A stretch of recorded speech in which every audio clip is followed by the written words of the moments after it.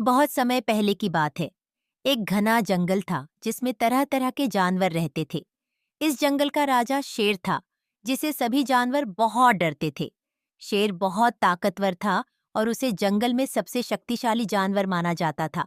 उसकी दहाड़ सुनकर पूरा जंगल कांप उठता था। एक दिन शेर जंगल के किनारे बने एक छोटे से गांव की ओर निकल पड़ा। उस गांव में बहुत कम लोग रहते थे और उनके पास बहुत कम संसाधन थे। फिर भी गांव वाले खुश थे और आपस में प्रेम से रहते थे। शेर का मन हुआ कि वह गांव में घूमे और देखें कि वहां क्या हो रहा है।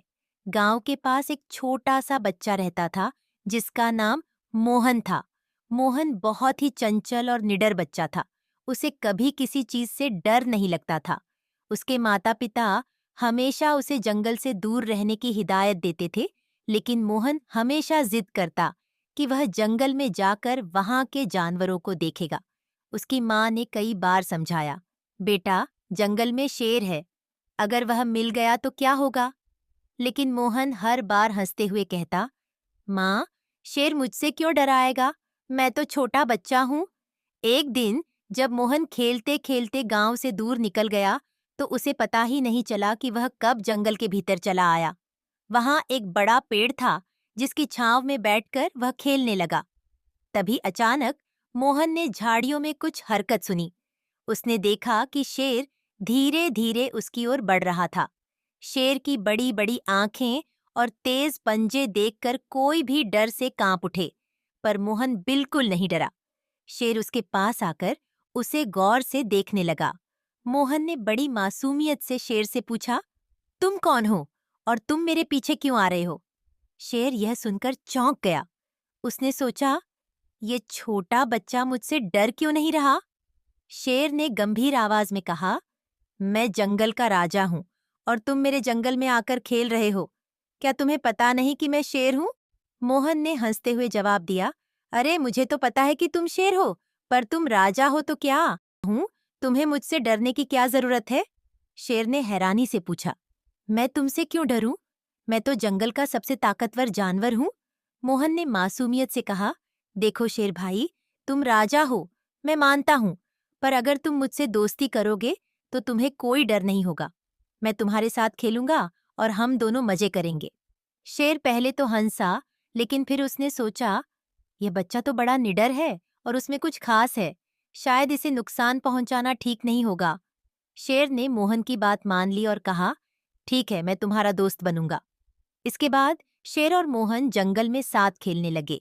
शेर ने मोहन को जंगल के हर कोने में घुमाया और मोहन ने शेर को बहुत सी नई बातें सिखाईं। धीरे धीरे शेर का स्वभाव बदलने लगा। वह अब पहले जैसा क्रूर और डरावना नहीं रहा, बल्कि वह दयालु और मददगार बन गया। गांव वाले भी अब शेर से डरने की बजाय उसे अपना दोस्त मानने लगे।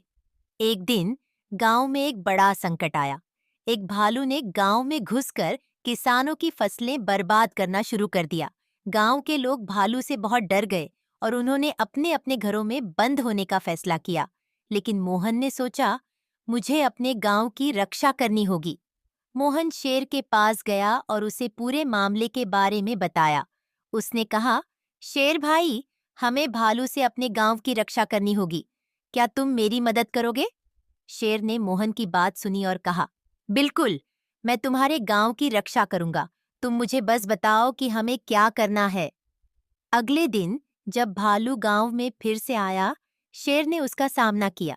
भालू ने शेर को देखकर सोचा कि वह उसे डराएगा, लेकिन शेर की दहाड़ सुनकर भालू कांप उठा। शेर ने कहा, यहां से भाग जाओ, नहीं तो तुम्हें मेरा गुस्सा सहना पड़ेगा। भालू ने शेर को देखकर भागने की कोशिश की, लेकिन शेर ने उसे पकड़ लिया और कहा, तुम इस गांव की फसलें बर्बाद नहीं कर सकते। ये गांव निर्दोष है, तुम्हें यहां से तुरंत जाना होगा। भालू ने शेर की ताकत देखी और समझ गया कि वह यहाँ टिक नहीं सकता। उसने तुरंत वहां से भागने का फैसला किया। भालू के भागते ही गांव के लोग बाहर आए और शेर की जय जयकार करने लगे। मोहन भी खुश था कि उसकी योजना सफल हो गई। लेकिन यह सब इतना आसान नहीं था। कुछ दिनों बाद गांव में फिर से खतरा मंडराने लगा। इस बार जंगल के एक कोने से एक विशालकाय हाथी गांव की ओर बढ़ने लगा। गांव के लोग फिर से डर गए और शेर के पास गए। शेर ने कहा, इस बार हमें एकजुट होकर काम करना होगा। सिर्फ मैं ही नहीं, बल्कि जंगल के सभी जानवरों को मिलकर गांव की रक्षा करनी होगी। मोहन ने शेर की बात सुनकर सभी जानवरों को इकट्ठा किया। शेर ने कहा, हम सब मिलकर इस गांव की रक्षा करेंगे। हमें हाथी को रोकना होगा। सभी जानवरों ने शेर की बात मान ली और एकजुट होकर गांव की ओर बढ़े। मोहन ने कहा, हम सब मिलकर हाथी का सामना करेंगे। मैं और शेर सबसे पहले उसे समझाएंगे। अगर वह नहीं मानता तो बाकी जानवर उसके पीछे तैयार रहेंगे।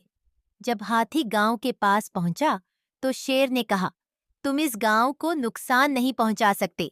यह निर्दोष है और यहाँ के लोग बहुत मेहनती हैं। अगर तुमने कुछ भी किया तो हम सब मिलकर तुम्हारा सामना करेंगे।